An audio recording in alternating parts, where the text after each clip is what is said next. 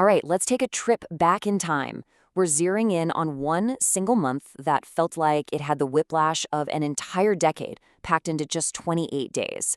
I'm talking about February 1966, a time when the world seemed to be having a complete identity crisis. So let's get right into it. On one hand, you've got this backdrop of intense Cold War anxiety, the growing shadow of Vietnam, and the painful struggle for civil rights. But on the other hand, you have this absolute explosion of colorful, over-the-top, just plain fun pop culture. This one month really is the perfect snapshot of the 1960s. That constant tug of war between a very grim reality and this desperate, vibrant need to escape it all. And this timeline, man, it just says it all, doesn't it? You start with this mind-blowing leap for humanity in space, then pure Hollywood silliness, then a huge symbol of urban progress, and you end the month with just a devastating tragedy. Triumph, fluff, progress, and heartbreak, all crammed into a few short weeks. Okay, so let's start with the heavy stuff. First, we gotta look at what was keeping people up at night. These were the headlines you couldn't ignore, the stories that showed a society wrestling with some seriously profound and dangerous issues. The war in Vietnam was fast becoming the issue tearing America apart. You had President Johnson doubling down, reaffirming the official government line. But then, in this very same month, something huge happened. Dr. Martin Luther King Jr. stepped up and publicly tied the war abroad to the struggle for justice at home. Suddenly, the anti-war movement had this incredible moral authority, and you could feel the country splitting right down the middle. And at home, the fight for basic human dignity was still, quite literally, a battlefield. The murder of Sammy Young Jr., a 21-year-old student activist killed for trying to use a restroom, sent absolute shockwaves through the civil rights movement. It was just this brutal, heartbreaking reminder of the violent hatred that stood in the way of equality, and it lit a fire under activists across the nation. You know, in the midst of all this conflict down on Earth, people were also looking up to the stars. And on February 3rd, the whole world just stopped. The Soviet Union's Luna 9 probe had done it, the first soft landing on the moon, and it sent back pictures, the first ever images from the surface. It was a staggering achievement and, let's be honest, a massive win for the Soviets in the Cold War. And this right here, this shows you just how brutal the stakes were in the space race. While the Soviets were celebrating their historic win, the American program was hit with this absolutely gut-wrenching tragedy. The deaths of astronauts Elliot C. and Charles Bassett, the guys who were supposed to fly Gemini 9, was a terrible blow to NASA and a grim reminder that reaching for the heavens was incredibly dangerous work.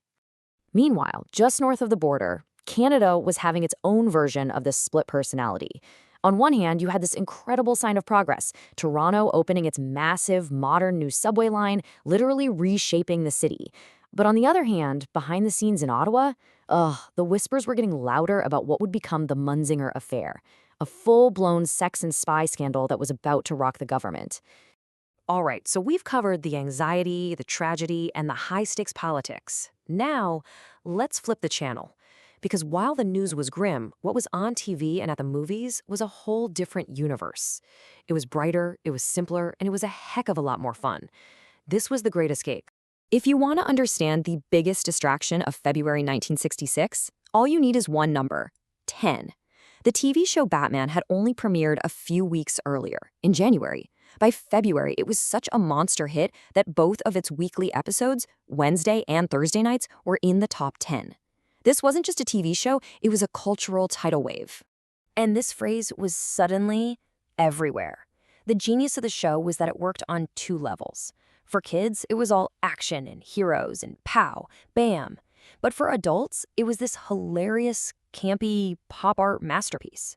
It was smart, it was silly, and it was exactly the kind of absurd fun a stressed-out country needed.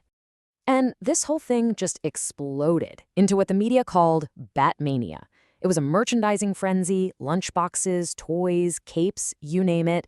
The show's bright, ridiculously sincere tone was the complete opposite of the nightly news, and America just could not get enough of it. The movie theaters offered a similar menu of choices. You could go see a heavy-hitting drama like The Chase with an unbelievable cast, or you could dive headfirst into the spy craze. Dean Martin's Matt Helm in The Silencers was basically James Bond's goofy martini-swilling cousin. But if you wanted something with a bit more grit, you had Paul Newman as the effortlessly cool detective in Herber. So, what was blasting out of every car radio and jukebox? Well, the music charts were moving just as fast as everything else, and they give us a perfect sonic snapshot of the time's wild energy. Now here's what's really wild. The #1 song on the Billboard charts changed 3 times in just 4 weeks. You went from Petula Clark's sweet classic pop hit to Lou Christie's incredibly dramatic falsetto-fueled lightning strikes, and then Nancy Sinatra comes along and just kicks the door down with this iconic anthem of empowerment. Things were changing, and they were changing fast. And that's just the top spot. Look at what else was floating around on the airwaves. You had the beautiful, hazy folk rock of California Dreamin' and The Sound of Silence playing right alongside the raw, jittery energy of the Rolling Stones' 19th Nervous Breakdown. It was this incredible mix of poetic soul-searching and pure rock and roll swagger. So, when you throw all of this into a blender, the war, the spies, the music, the moon landing, the tragedy, what do you get? What does it all tell us about this moment in time? You get a picture of a society living this completely split existence. People were grappling with these immense, serious anxieties every single day. And at the very same time, as a direct response, they were creating and consuming some of the most memorable, colorful, and just plain fun entertainment in history. It was a culture under enormous pressure, and it was letting off steam in the most spectacular ways. And that leaves us with a really fascinating question to chew on. When we look back, what's the real history? Is it the official record of what presidents and politicians were doing?